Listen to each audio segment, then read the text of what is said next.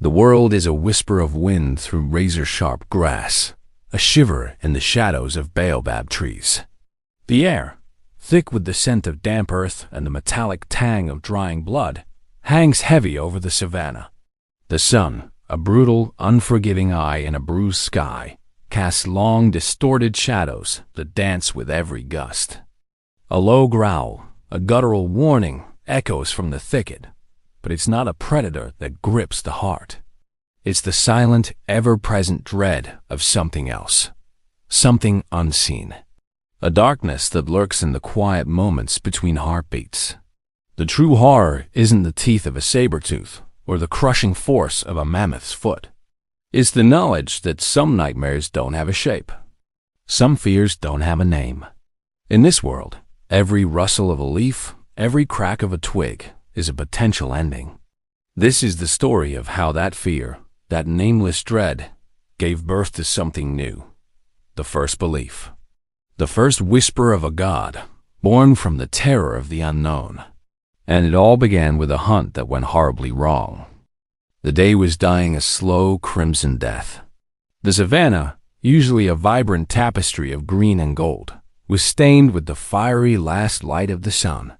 The air was a suffocating blanket, heavy with the promise of a long, cold night. The only sounds were the distant hoot of a lone owl and the rustling of dry leaves underfoot. This was a land of constant hunger, of perpetual danger. For the small band of early humans, survival was a brutal, minute-by-minute affair. Every breath was a gamble, every shadow a potential grave. Among them was a female Homo habilis named Asha. Her name, in the rough language of her people, meant the watchful. It was a fitting name. Her eyes, sharp and alert, missed nothing. She was the one who spotted the telltale twitch of a lizard's tail under a rock. The one who heard the faint snap of a twig that signaled a predator's approach long before the others. Today, however, her watchfulness was tinged with a new, unsettling feeling. A feeling of dread that had been building since the morning. They were a small clan, no more than 20 strong. Their days were spent in a tireless cycle of foraging and hunting, their nights huddled together in the mouth of a cave, the fire a flickering shield against the darkness. This evening, they had returned from a failed hunt. A young gazelle, a shore catch, had vanished into thin air just as they closed in. There were no tracks, no sounds of a struggle, just a silent, unsettling disappearance. The clan's leader, a formidable male named Kale, had grunted in frustration, his thick brow furrowed. It was a bad omen. The hunting grounds had been generous lately, and this sudden emptiness felt unnatural, a malevolent presence. Asha felt it too. It was a cold knot in her stomach, a prickling on her skin that had nothing to do with the evening chill. It was the feeling of being watched, of being hunted by something that wasn't a beast. Her people knew the dangers of the savanna, the lions, the hyenas, the great cats with their silent footsteps. They knew their teeth, their claws, their habits. But this was different. This was a silence that spoke volumes, a stillness that hummed with a malevolent energy. As the sun dipped below the horizon, casting the world in shades of purple and black, the clan settled around the fire. The meager firelight danced on their faces, painting them in stark relief. Kale spoke in low, guttural tones, his voice a gravelly murmur. "The spirit of the hunt is angry," he said, his eyes scanning the impenetrable darkness beyond the fire's reach. "The great hunter has taken the prey." The words sent a shiver through the small group.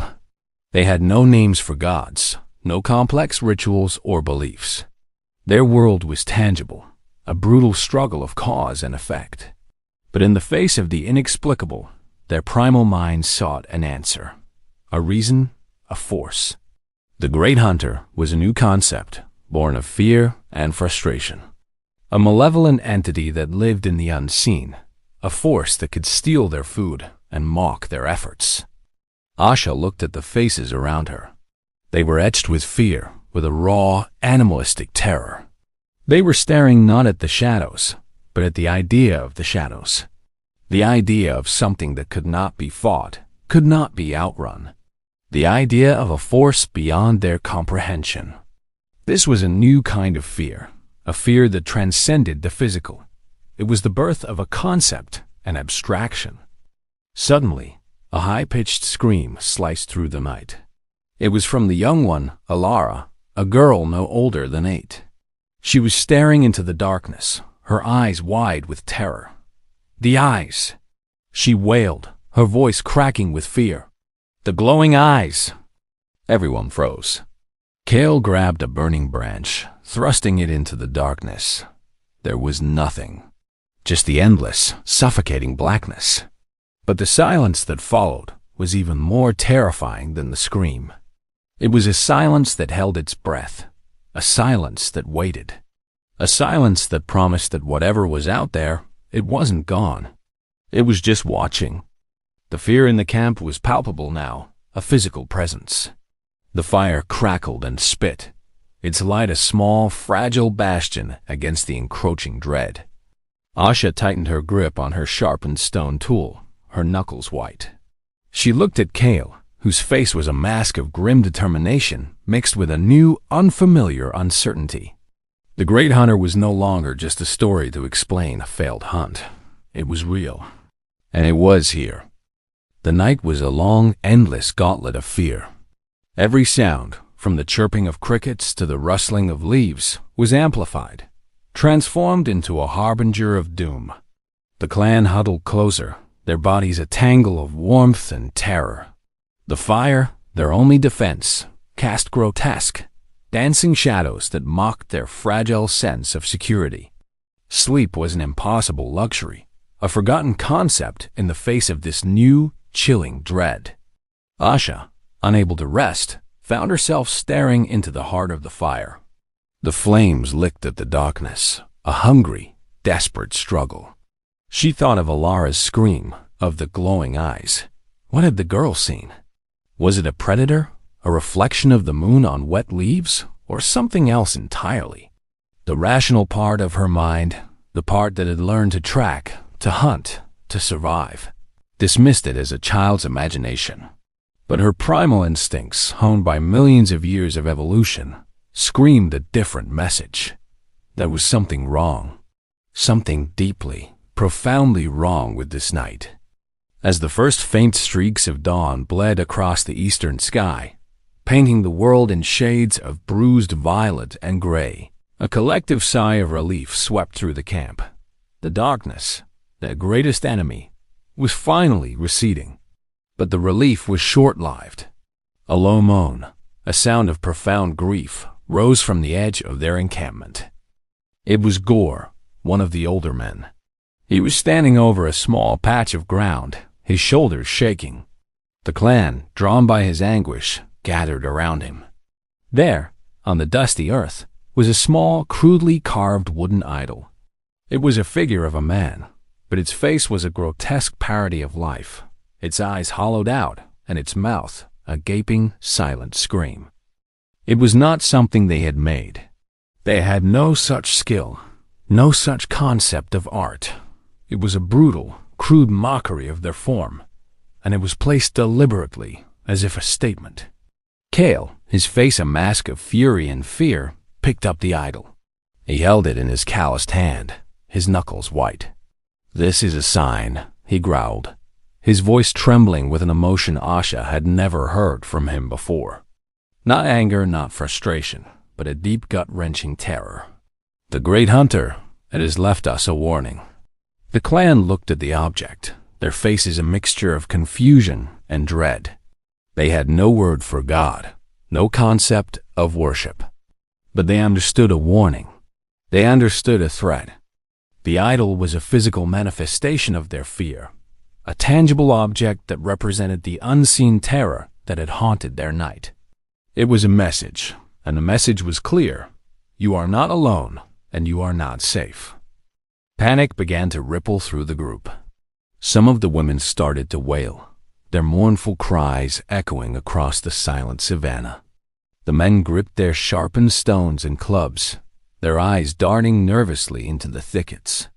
The fear was no longer a shadow. It was a solid, undeniable fact. Asha, her mind racing, looked at the idol in Cal's hand. It was simple, crude, yet it possessed a chilling power. Who or what had made it? What did it want? Her people had never encountered another group of early humans, but this felt different. This felt ... inhuman. The lines were too rough, the features too distorted.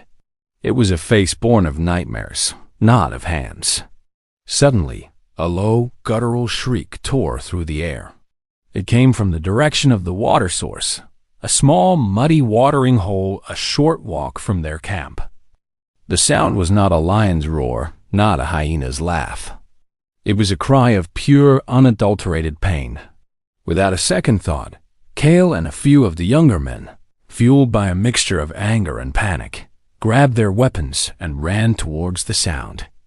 Asha, her heart pounding in her chest, followed close behind. She had a bad feeling, a terrible, crushing premonition that they were running into a trap, that the idol, the silence, the scream, it was all part of a larger, more terrifying plan. A plan from something that hunted not just their bodies, but their minds, their very sense of reality. The Great Hunter was not just a name, it was a force. And now it was playing a game. The air grew heavy and thick with the smell of damp earth and the sickly sweet scent of carrion. The watering hole, usually a hub of life and activity, was a scene of macabre stillness. The water was still and dark, reflecting the bruised sky above. On the muddy bank, lying in a contorted, unnatural position, was the body of a young male from a neighboring rival clan. His name was Varrock. He wasn't a friend, but his death was a chilling sight. His body was unmarked, no claw marks, no bite wounds. His eyes were wide open, staring sightlessly at the sky, a look of abject terror frozen on his face. But the most horrifying detail was what lay beside him. A smaller, cruder version of the wooden idol they had found earlier. This one was smeared with mud and what looked like blood, its hollowed eyes glinting ominously. Cale stopped dead in his tracks, his eyes wide with a fear that had nothing to do with rival clans. The others, too, recoiled, their hands instinctively reaching for their throats. This was not a death by a predator or by another human. This was a death by something else. Something they could not name, something they could not fight. It was a message, delivered with brutal, silent precision. "This is its doing," Cale whispered, his voice a hoarse rasp. "The Great Hunter has taken another. It is angry with all of us." Ash's mind, a whirlwind of fear and confusion, tried to find a logical explanation. Had a rival clan started a new, gruesome form of intimidation? But the face on the idol, the silent, unmarked death. It didn't fit. She knelt, examining the ground around the body. There were no footprints other than Vorak's own, and the imprints of a large, heavy animal that had walked right through the scene, unbothered, undisturbed. It was as if something had simply appeared, killed him, and vanished.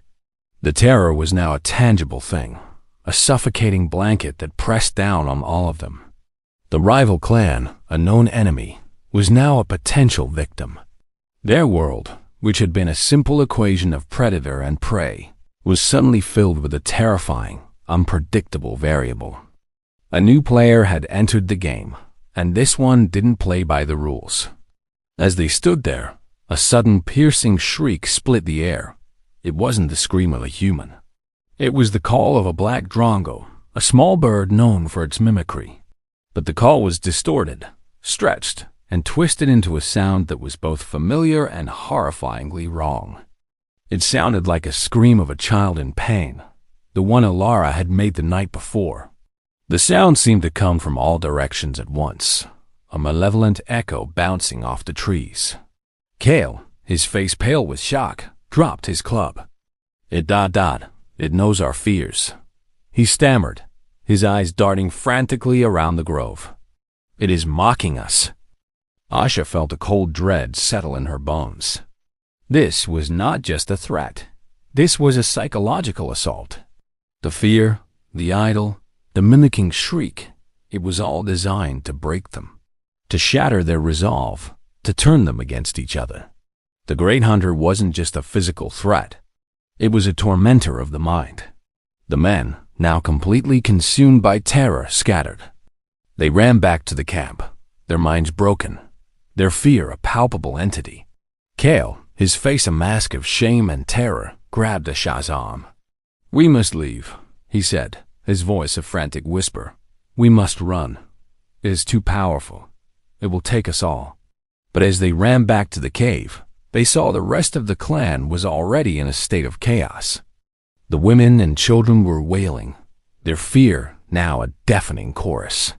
In the center of their camp, a small figure stood, its back to them.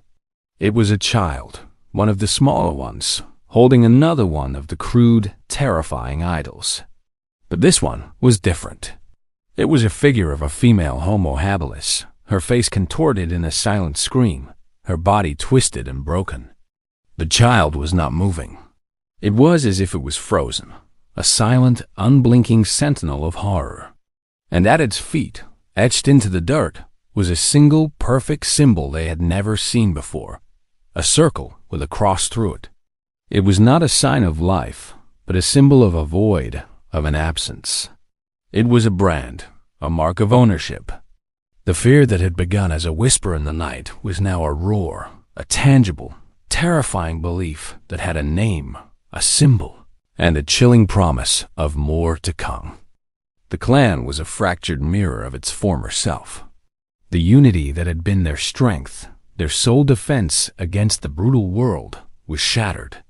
The terror of the Great Hunter had done what no predator, no storm, and no rival clan could.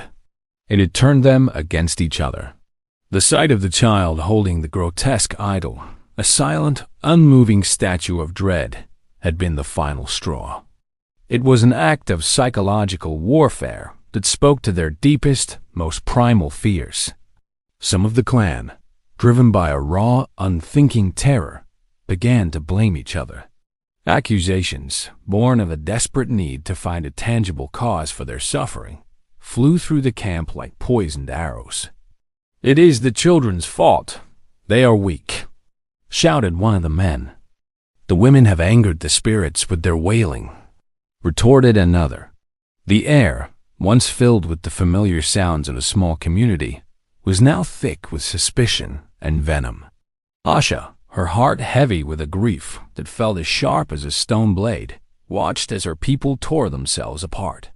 Kale, their once strong leader, was a shadow of himself, his eyes vacant, his hands trembling.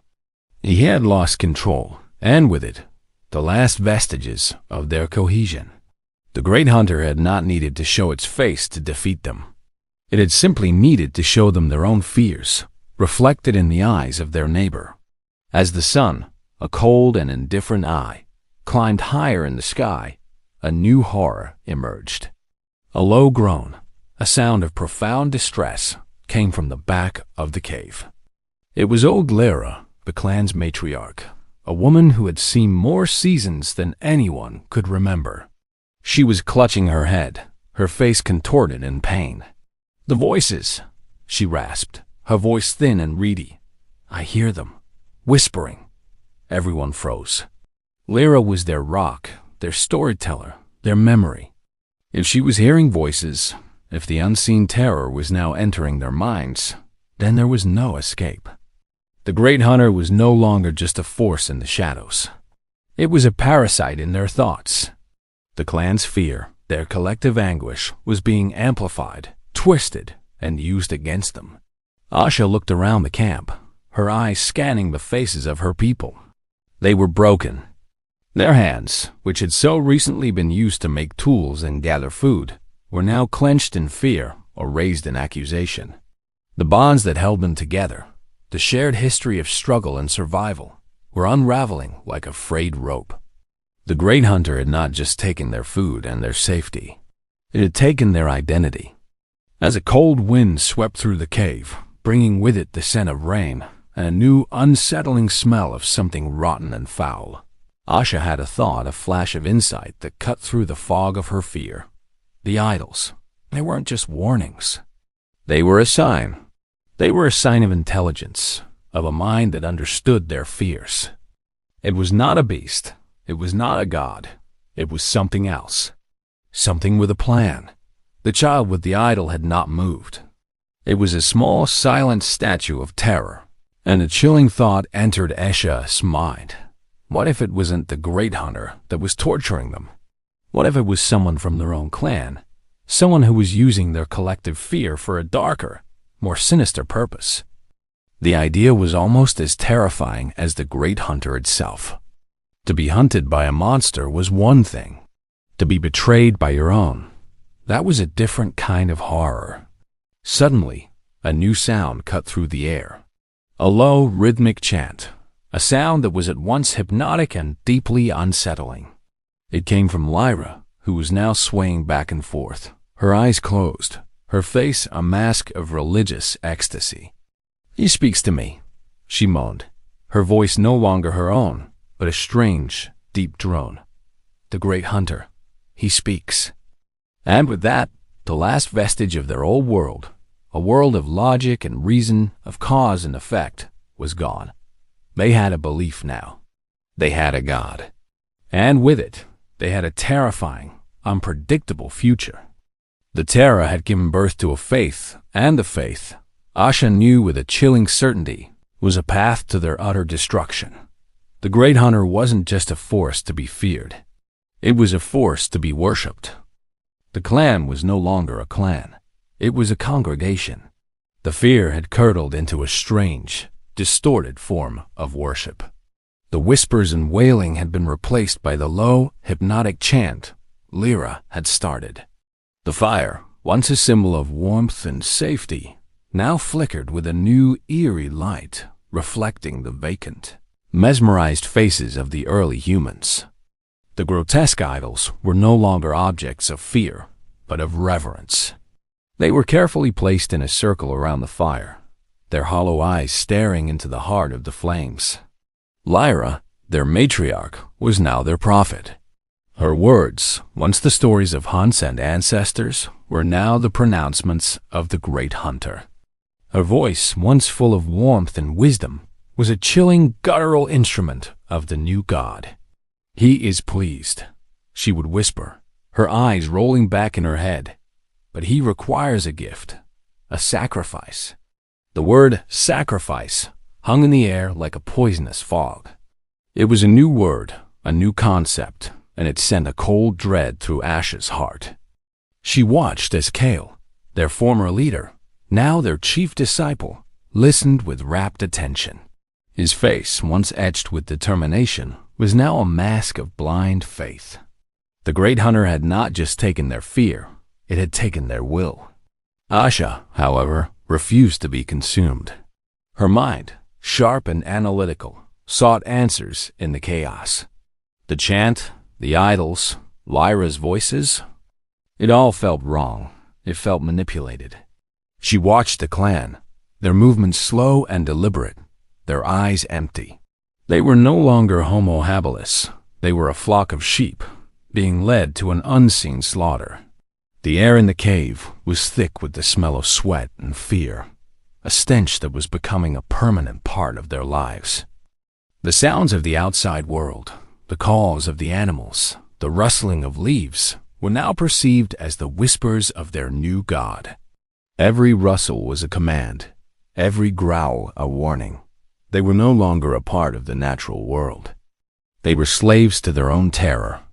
Suddenly, a high-pitched cry from a young child broke the monotonous chant. It was Ilara, the same child who had seen the glowing eyes. She was clutching her stomach, her face pale with hunger. The clan, in their mindless devotion, had forgotten to hunt, to forage. Their physical needs had been replaced by their spiritual terror. Lyra, her face a mask of cold indifference, looked at the crying child. "The great hunter demands a tribute," she said, her voice a chilling monotone. "A life for a life. A gift for the hunt. The weak will be cleansed." Ash's heart hammered against her ribs. She looked at Kale, expecting him to object, to defend the child. But his face was blank, his eyes fixed on Lyra. The man she had once known, the strong, protective leader, was gone. He was replaced by a mindless zealot. It was in that moment, as the chanting grew louder and the faces of her people grew colder, that Asha understood. The great hunter wasn't a god. It wasn't a beast. It was a tool. A tool being used by something or someone to control them. The fear, the idol, the voices. It was all an elaborate charade. A horrifying, brutal lie designed to break them. But who? And why? As her eyes darted across the faces of her clan, she saw something that made her blood run cold. In the back of the cave, near the entrance, stood one of the younger males, a silent, solitary figure named Zale. He was watching the proceedings with a look on his face that was not fear or devotion or confusion. It was a look of cold, calculating satisfaction. His eyes, in the flickering firelight, held a dangerous glint. And in his hand, a crude, sharpened stone tool, the very kind they used to make the idols. A chilling realization hit Asha with the force of a club. Zale was the great hunter, the fear, the belief, the gods. It had all been his doing. And now, he was about to make his final horrifying move. He was about to give the great hunter his first sacrifice. The truth, once revealed, was a bitter and terrifying pill to swallow. The god was a man. The fear was a weapon. The faith was a lie. Zale, a seemingly insignificant member of the clan, had orchestrated their downfall. He had seen the power in their collective fear, and he had twisted it into a tool of control.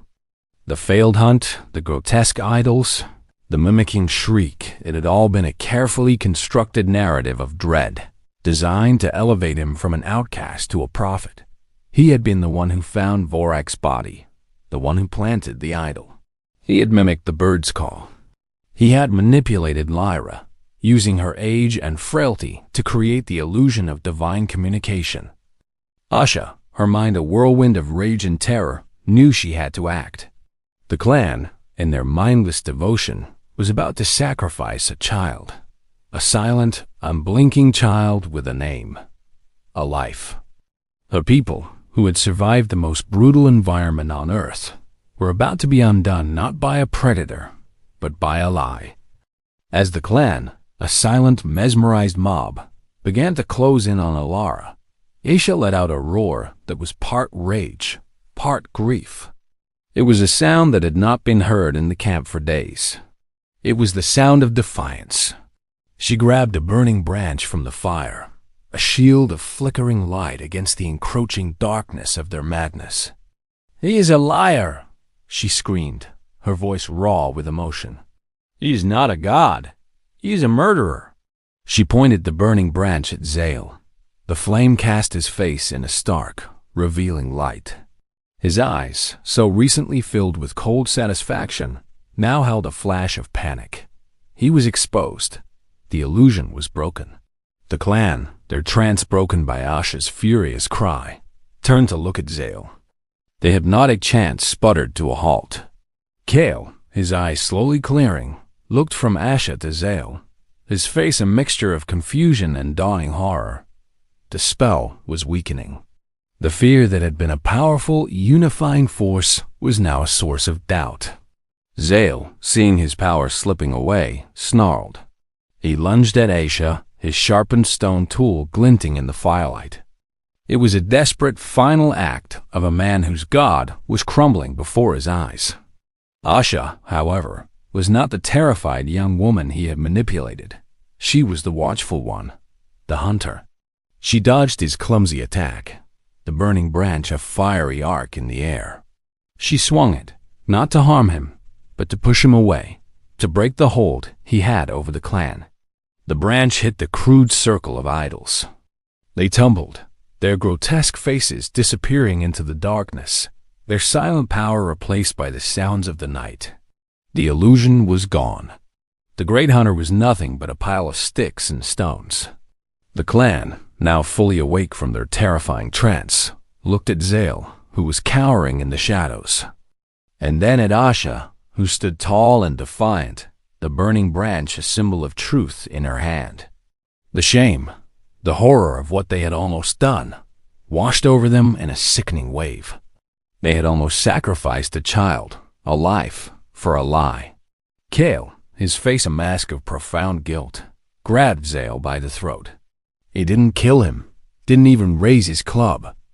He simply looked at him, his eyes filled with a grief and a disappointment that was far more powerful than any weapon.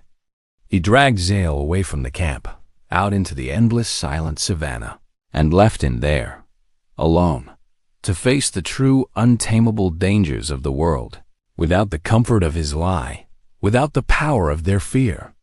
As the first rays of the sun, a true warm light, not the bruised crimson of the day before, touched the camp, a sense of quiet, somber relief settled over the clan.